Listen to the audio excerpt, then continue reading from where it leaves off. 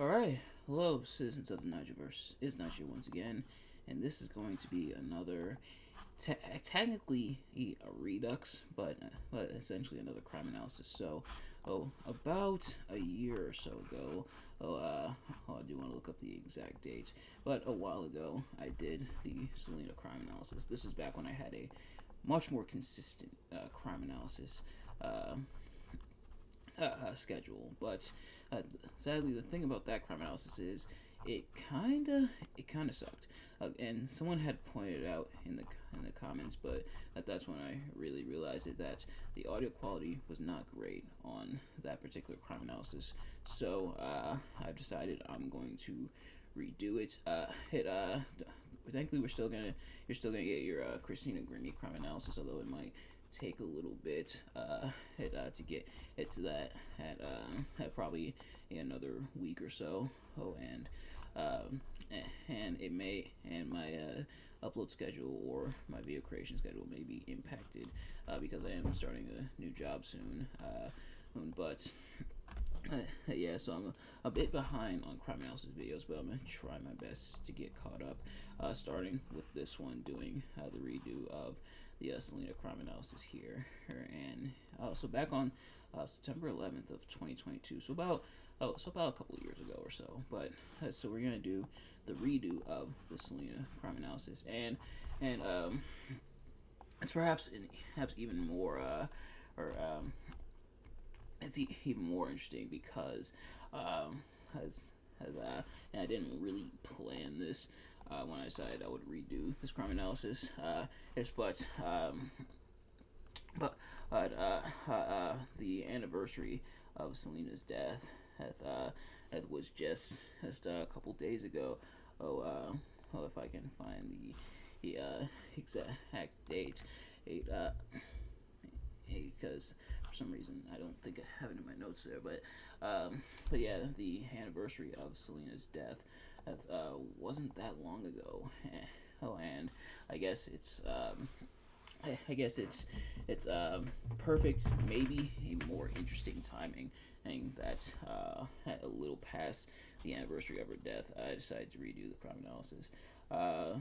So yeah, March 31st, so only a couple days ago. But yeah, so of course, Selena, very tragic tale, very tragic, very tragic circumstances surrounding her death. So we're going to get into it. Just a quick disclaimer. Of course, viewers' discretion is advised.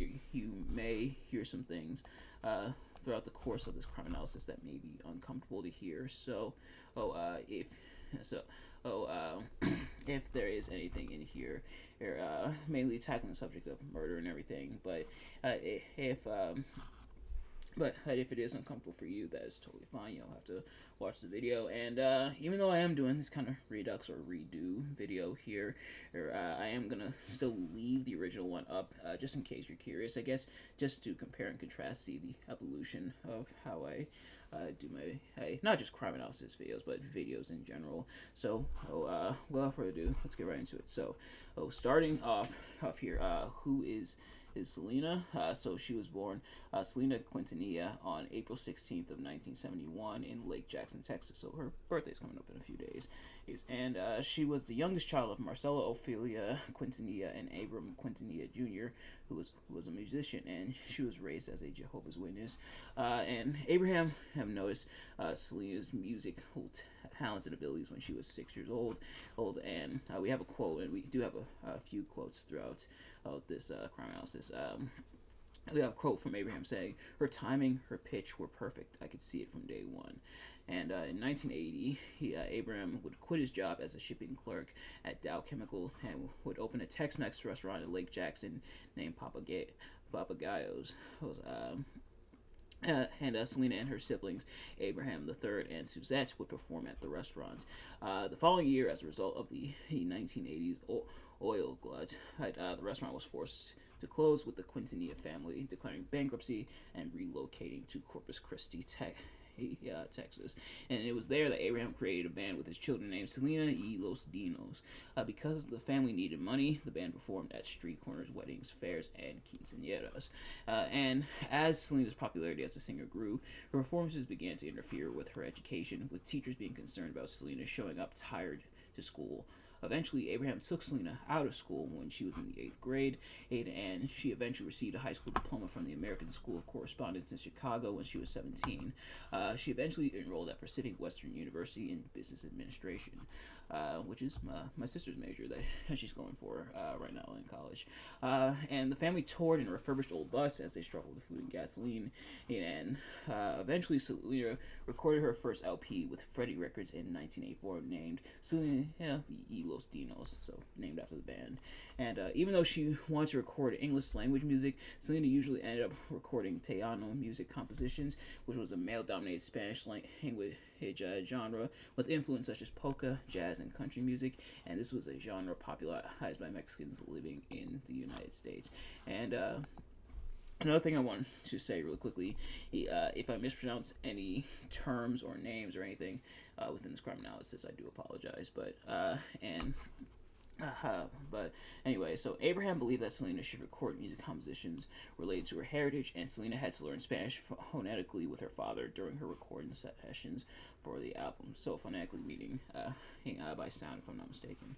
And eventually, Selena appeared on the Johnny Canales show, which was a popular Spanish radio program, to promote the album, and she would continue to make appearances on the show for several years.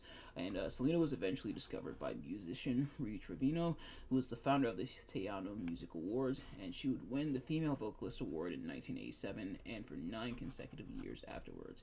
And the band was often turned away from performing at Texas music venues due to both the members' ages and Selena being the lead singer, with promoters saying that Selena would never be successful due to her being a female in a male-dominated genre.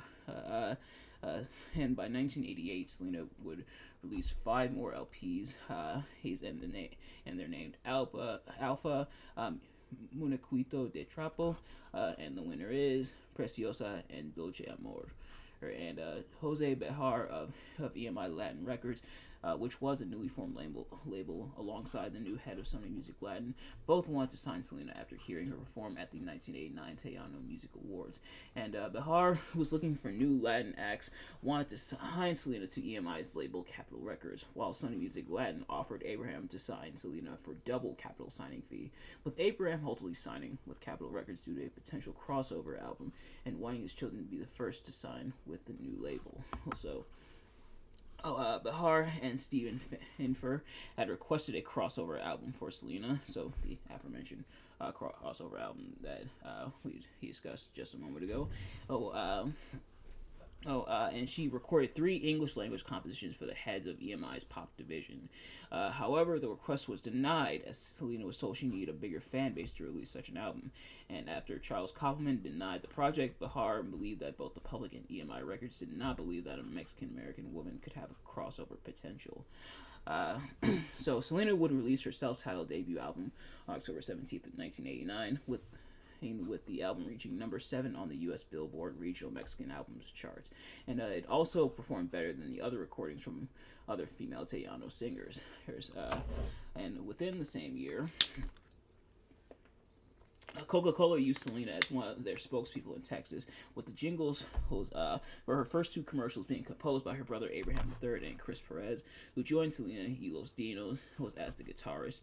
And Selena and Perez would subsequently begin a relationship, although they hid it from Selena's father. So, kind of a somewhat unrelated note, I went back and found some of the Coca-Cola commercials that Selena recorded. They are available on YouTube, and they're not bad. They're not bad. And Selena recorded her. Selena released her second album, Ben Comingo, in September of 1990, and because Selena's father discovered Selena's relationship with Chris, he forbade them from dating, although Selena's mother approved of their relationship. He threatened to disband the group if the relationship continued, and called Chris a cancer in my family. Yeah, that's his words, of course. However, they eloped on April 12th of 1992, with Selena believing her father would never approve of their relationship, and that their elopement would force her father to accept the relationship.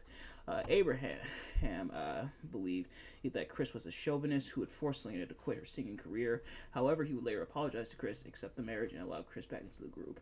And the couple eventually moved into an apartment in Corpus Christi. And then Selena would go on to release her third studio album, Entre a Mi Mundo. I believe, yeah. Entre a Mi Mundo, I believe that's how it's pronounced. It's in May of 1992, a month after her elopement. And this album was critically acclaimed as her breakthrough album. And the record peaked at #1 on the U.S. Billboard Regional Mexican Albums chart for 8 consecutive months, and became the first Tejano album made by a female artist to sell over 300,000 copies. So a lot of records being set and shattered by Selena here. And a year later, Selena released the album Live, which was recorded during a free concert at the Memorial Coliseum in Corpus Christi, and included both previously released songs sung live and 3 studio recordings. It won Album of the Year at the 1994 Tejano Music Awards, and was named Album of the Year by the Billboard Latin Music Awards. And in 1994, Selena began her own clothing fashion line and would open 2 boutiques called Selena Etc. in both Corpus Christi and in San Antonio. Well, she was in talks to open more stores in Monterrey, Mexico, and Puerto Rico. Excuse me. She released her 4th album, Amor Prohibido, in March of 1994.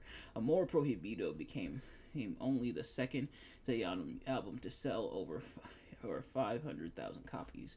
And Amor Prohibido popularized Tejano music among a younger and wider audience than any other her time in the history of the Tejano genre. Among the wider audience than any other, I guess that would be album, I should say. So, Amor Prohibido popularized Tejano music among a younger and wider audience than any other her album had in the history of the Tejano genre, with the 2 singles, Amor Prohibido, the titular song from the album, and No Me Queda Más, becoming the most successful U.S. Latin singles in 1994 and 1995, respectively. And Billboard magazine also included the album on its list of best 100 albums of all time. And in late 1994, EMI chairman Charles Koppelman wanted to promote Selena as an English-language solo pop artist and wanted to work on a crossover album for her, engaging Grammy Award-winning composers. And in the meantime, she continued touring, even selling out the Houston Astrodome for a concert in February of 1995. So, now that we've got a background on Selena, let's learn about Yolanda Saldivar. So, who is Yolanda Saldivar, and how will she come back into a factor later on here? So she was born on September 19th in 1960 in San Antonio, Texas, and she was a nurse who, although was a fan of country music, attended one of Selena's concerts. And after the concert, Yolanda repeatedly called Selena's father Abraham about starting a Selena fan club in San Antonio, with Abraham giving in to Yolanda's request and Yolanda becoming president of the fan club. Yolanda was eventually promoted to manager of Selena's boutiques, and the fan club reached 5,000 members, becoming one of the largest fan clubs in the San Antonio area. Yolanda eventually became a close and trusted family friend, so a family friend and everything to the Quintanilla family. And over time, people began noticing that Yolanda became more obsessive and possessive over Selena, to the point where her room contained a lot of Selena merchandise, and she tried to distance Selena from other employees at Selena, etc. However, Yolanda maintains that she only wanted to protect Selena over the petty issues of running her boutique. And Yolanda eventually accompanied Selena on road trips and had keys to Selena's house. And once Yolanda became a business associate, the relationship between herself and Selena began to deteriorate. And in September of 1994, Selena met Ricardo Martinez, who was a doctor who claimed to have contacts in Mexico in order for Selena to expand her boutique. He then became Selena's business advisor, although Selena's family claims that he was simply a fan who took several pictures with Selena. Yolanda warned Selena that Martinez's intentions were more than professional, with Martinez sending flowers to Selena's hotel room. Selena would visit Martinez often, usually in disguise, and Martinez claimed to have lent Selena thousands of dollars as she was short on money. And starting in January of 1995, Abraham began receiving several calls and letters from angry members of the fan club, stating that they had enrolled in the fan club, but had yet to receive any of the memorabilia that they were promised. And in addition, employees at both boutiques noticed an influx of unpaid and overdue bills being received in the mail that Yolanda had no plausible explanation for.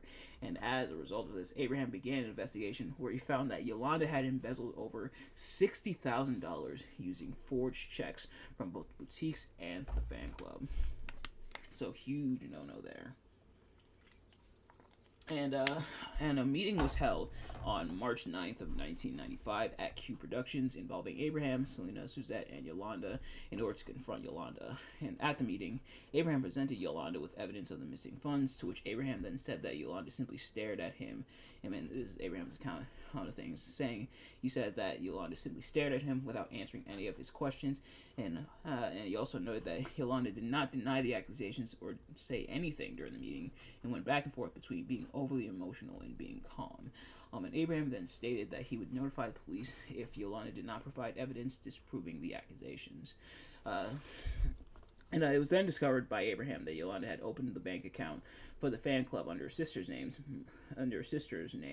Maria Elida. When asked why she had done this, Yolanda stated that it was because the bank would not allow her to open an account under her name, although Yolanda did not know why. And a question that I put in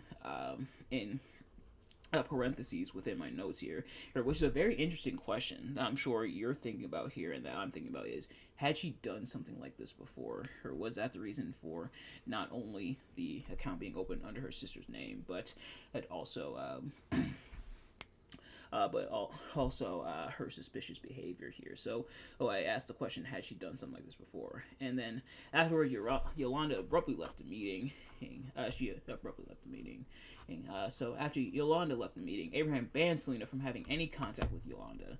However, Selena did not want to end her friendship with Yolanda, as she felt that Yolanda was essential to the success of her boutique in Mexico. Another reason was that Yolanda had access to bank records, statements, and financial records, which were necessary for tax purposes. Although Yolanda's name remained on the payroll, her termination of employment was pending upon the retrieval of the stolen financial records. And after the meeting, Abraham discovered that the fan club's checks were signed with Maria Elida's signature in handwriting that was identical to Yolanda's, which meant that Yolanda was writing forged checks in her sister's name, cashing the checks, and keeping the funds for herself. And in addition, when Abraham tried finding the stolen financial records, he discovered that they had vanished. So, very suspicious. But now we move into the murder. Essentially what happened to Selena. And it's noted that before the actual murder, there were 3 attempts made by Yolanda to kill Selena. And I have them listed here. So, the first one is on March 11th of 1995, the day after Yolanda's employment was terminated and she was replaced as president of the fan club.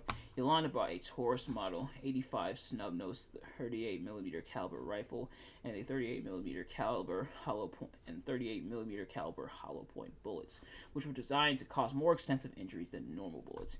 And Yolanda told the clerk at the gun shop that she needed protection at her job as an in-home nurse because one of the patient's relatives had threatened her. And on March 13th, Yolanda wrote her resignation to her lawyer, which Abraham believed to be her alibi. And later on in the day, Yolanda drove to Corpus Christi and checked into the Sand and Sea Motel. Well, Selena was in Miami at the time, but returned to Corpus Christi on March 14th. When she returned, Yolanda contacted Selena in order to schedule a meeting, although Yolanda told Selena to meet her in a parking lot 25 minutes away as there was too much traffic.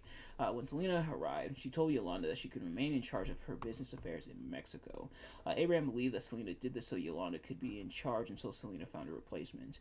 And afterwards, Yolanda showed Selena the gun she purchased, and Selena told her to get rid of it, stating that she would protect her from her father. And Abraham believes that Selena was able to talk Yolanda down, and was the reason Yolanda did not kill her in the parking lot. The next day, Yolanda returned the gun, stating that her father had bought her a 22mm caliber pistol. And next, Yolanda would then accompany Selena on a trip to Tennessee while she finished her crossover album. While there, Selena informed Yolanda that some bank statements were missing, and she asked to return them when they got to Texas. And Yolanda would then repurchase the gun on March 29th and try to convince Selena to meet her alone at a motel. However, when news of Selena's arrival broke, she was mobbed by fans, which is why Abraham believes that Yolanda didn't kill Selena that time, as there were too many witnesses. And then, according to Abraham, so that's the second attempt. And then, according to Abraham, the third attempt came as Yolanda traveled to Monterey during the last week of March. Dr. Martinez received calls from Yolanda stating that she had been raped on March 29th. She then called Dr. Martinez again the next day, and Dr. Martinez sent an employee to Yolanda's motel room to investigate, as it appeared that someone was trying to snatch the phone away from her. However, the employee found that Yolanda had left a few minutes earlier, and on March 30th, Yolanda returned from Monterey and checked into a Days Inn motel. With her, he then contacted Selena and told her that she had been raped, which Abraham believed became her new alibi. This would also be the last message that they received from Yolanda. Yolanda asked Selena to come to her motel room alone. However, she was accompanied by her husband, Chris. Chris waited by his truck while Selena went to Yolanda's motel room. And as Selena and Chris drove back to their house, Selena noticed that Yolanda gave her the wrong bank statements. Yolanda then tried contacting Selena through her pager, desperately wanting her to take her to a hospital, where Yolanda stated that she was bleeding due to being raped. However, Abraham believed that it was an attempt to get Selena to return to the motel alone. Chris said that it was too late that night, and that he didn't want Selena to return to the motel alone. Tragically, however, unbeknownst to him, Selena agreed. He agreed to meet Yolanda the next morning, and on March 31st at 7:30 a.m., Selena headed for Yolanda's motel room, where Yolanda told Selena that she had been raped in Mexico. And Selena took Yolanda to Doctors Regional Hospital, where it was noted that Yolanda showed signs of depression. Yolanda told doctors that she had bled a little, which angered Selena because Yolanda had told Selena that she had bled a lot. Yolanda was then told to travel to San Antonio to receive a gynecological exam, as she was a resident of San Antonio. The hospital was in Corpus Christi, and the rape occurred in Mexico. So I assume that means with the differences of not just her residency, but where the hospital is, and then where the rape had occurred, that there legally wasn't really anything they could do. And as they drove back, Selena told Yolanda that it was best if they stayed apart for a while, so as to not upset Abraham. At 10 a.m., Abraham called Chris and asked where Selena was, as she was supposed to do a recording at Q Productions that morning and had not yet arrived. When Chris contacted Selena to remind her of the recording, Selena told him that she had forgotten the recording and that she was taking care of some business and would be at Q Productions right after. And sadly, this was the last time that Chris and Selena would speak. So Selena and Yolanda began loudly arguing at the motel, which caused some guests to complain. Selena told Yolanda that she could no longer be trusted and demanded the financial papers be returned. Selena then dumped Yolanda's satchel and found both bank statements and the gun. Yolanda then pointed the gun at Selena around 11:48 a.m. And as Selena attempted to flee, Yolanda shot her in her lower right shoulder, her puncturing an artery and causing a massive loss of blood. Selena, who was critically wounded, ran towards the lobby, leaving a 392-foot trail of blood. She clutched her chest and screamed, "Help me! Help me! I've been shot!" Yolanda still chased after her, pointing the gun at her, but then returned to her room. Selena collapsed on the floor at 11:49, and the motel staff and paramedics performed multiple attempts to stop the blood flow and stabilize Selena, but nothing worked. And Selena was admitted to Corpus Christi Medical Hospital, where she was declared clinically brain dead. And at 1:05 p.m., Selena was pronounced dead at age 23 from both blood loss and cardiac arrest. And due to overwhelming media interest, an autopsy was performed, where it was discovered that the bullet entered Selena's upper right back near her shoulder blade, passed through her chest cavity, severed the right subclavian artery, and exited her right upper chest. And it took minutes from the point of impact for Selena to be drained of virtually all the blood in her body, which caused her to rapidly bleed to death. The doctors believed that if the bullet had been only 1 millimeter higher or lower, the wound would have been less severe. So now, excuse me. We get into the arrest and sentencing of Yolanda. So after the shooting, Yolanda attempted to leave the motel parking lot, where it was believed that she was headed to Q Productions to kill Abraham and others who were waiting for Selena. And A responding police officer on the scene noticed Yolanda and drew his gun, ordering her out of the truck. However, Yolanda did not comply, instead reversing and parking adjacent into two cars, with her vehicle then being blocked by the police vehicle. And Yolanda pointed the gun at herself and threatened to commit suicide. And both the SWAT team and the FBI Crisis Negotiation Unit were brought in, and with musicologist Himlis Novus, knowing that the event was similar to O.J. Simpson's planned suicide 10 months earlier. Learn more about that in my O.J. Simpson crime analysis.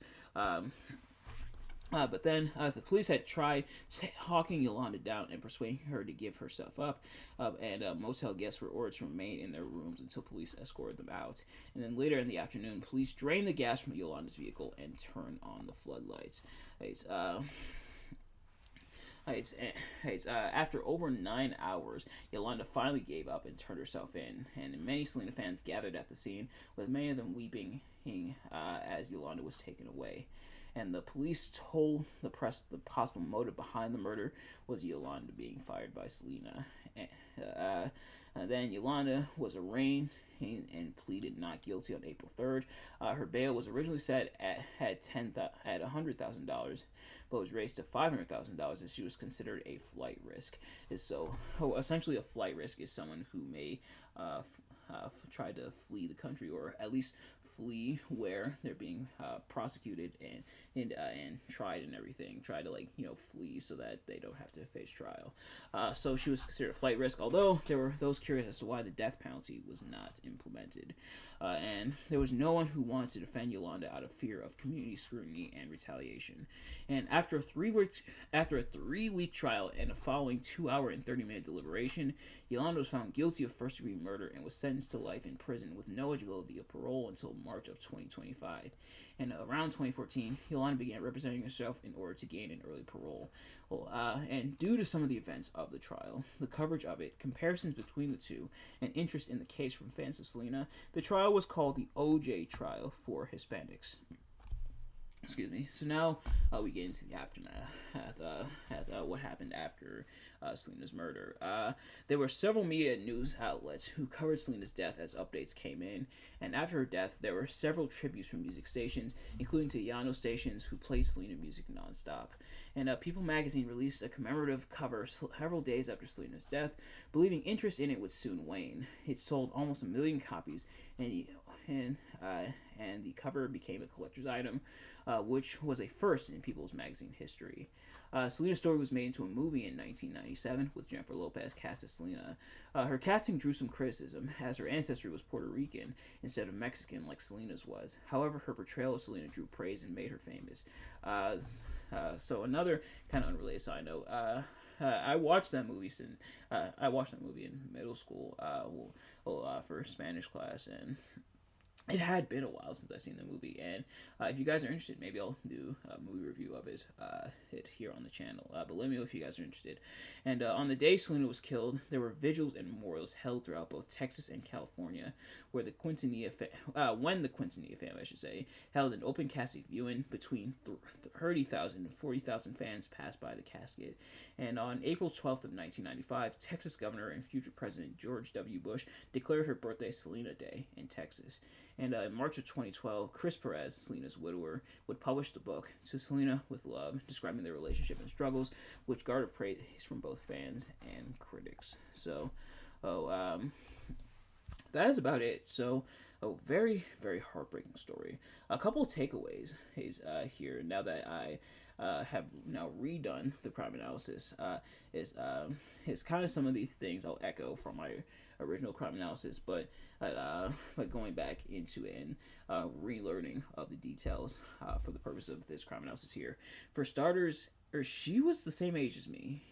She was set to turn 24 that April, but she was the exact same age as me. I'm 23 currently, so the fact that we were the same age is it's insane to think about, and it's a bit haunting as well. That she was 23, where she was when her life was cut short, and as a lot of her fans and people have said, and I definitely echo the sentiments, gone way, way, way too soon. Really, really hitting her stride. Like she was setting records even as young as she was. Imagine Imagine her career. Imagine how things could have gone for her career. Her was she not killed then? But also, I think the biggest takeaway from this is be careful of the company you keep, and that's something I mentioned in the original crime analysis. Is be careful of the company you keep. Be careful of who's in your circle because not everybody has your back, and not everybody, as I try to charge my laptop here, not everybody has your best interests in mind. And my laptop, I guess, doesn't have my best interests in mind. There it goes. But yeah, be careful of your circle. Be careful of the company you keep. Not everybody really has your back. Some people smile in your face, but really are shady. So that's why you gotta really be careful who you trust. Because Yolanda, as I mentioned in the crime analysis, was very trusted. She was trusted with keys to the house, and then this is what she happened. The fact that it's something that may or may not have happened before. The fact that she had to open it in her sister's name because the bank would let her in her name. Honestly, for me, that's kind of a dead giveaway. Like that's definitely a red flag in my book. Like, hey, really, the bank won't give it to you? Who the bank didn't hide you? You had to open it in your sister's name. That's definitely bad. She had to open the account in her sister's name, and I feel like when Selena found the gun, I feel like that's when she really should have been cautious. Like have her husband Chris with her and have some type of security or protection. Like knowing Yolanda was upset, knowing Yolanda was disgruntled. Well, Selena, I don't think knew the full extent, and you could tell she was very trusting, um, but knowing Yolanda was disgruntled, knowing Yolanda was upset, knowing Yolanda's history, definitely should have been more. Things should have been more secure. But of course, there's Selena, a very beautiful soul, as a lot of people will definitely point out. So beautiful, not just physically, but such a beautiful soul from what people described of her, and just gone way too soon. But nevertheless, that is going to do it for this crime analysis. This crime analysis redo, I should say. Hey, and I may or may not redo. There are like one or two ones that I may or may not redo. There is one I'm planning on revisiting later on in the year, or in fact around December. But in the meantime, thank you all so much for watching. I hope you enjoyed. If you did, please do me a favor, like, comment, subscribe, share with your friends, and turn on post notifications so you know every time I upload video series drops. And let me know in those comments what your thoughts on the crime analysis and my redone crime analysis. And if you've seen the original, if you're interested and want to check out the original, definitely feel free to do so. I will leave it up on the channel. But yeah, let me know what you guys think of this one as well. Let me know your reaction to this crime analysis in the case. Is there any details I'm omitting? Is there any details that I got wrong in my research from back then? But yeah, thank you all so much for watching. I will see you guys later. Peace.